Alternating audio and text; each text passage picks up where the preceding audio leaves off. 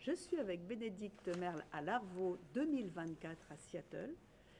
Bénédicte, ce matin, tu as modéré une session sur l'épidémiologie de la DMLA et tu as parlé aussi de polyphénol. Donc, est-ce que je dois boire du vin rouge pour pour diminuer mes risques de DMLA? Bonjour Isabelle, donc c'est pas boire du vin rouge, c'est pas exactement ce qu'on a montré dans notre étude. Donc boire du vin rouge pour lutter contre la DMLA, c'est peut-être pas une bonne idée.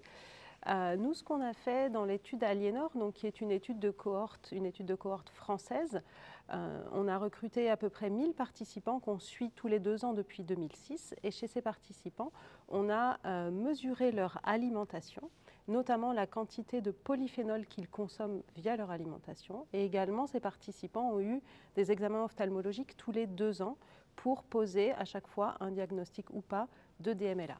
Et ce qu'on a fait et ce qui a été présenté aujourd'hui à l'Arvo, c'est l'étude des associations entre cette consommation alimentaire de polyphénol et l'apparition d'une DMLA.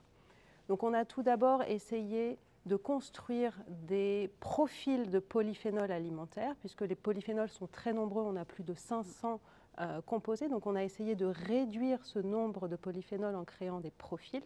On a proposé 3 profils. Un premier profil qui était associé positivement à une consommation de vin rouge, un deuxième profil qui était associé positivement à une consommation de café mais négativement à une consommation de thé, et enfin un troisième profil qui était plutôt lui associé positivement avec une consommation de fruits.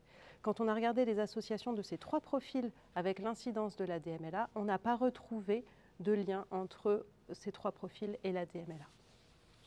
Par contre, on est allé s'intéresser de manière individuelle aux différents polyphénols et on a montré que les participants qui consommaient des quantités importantes d'acide hydroxycinnamique, donc c'est un polyphénol qu'on va retrouver préférentiellement dans le café, ces participants-là avaient un risque augmenté de développer une DMLA.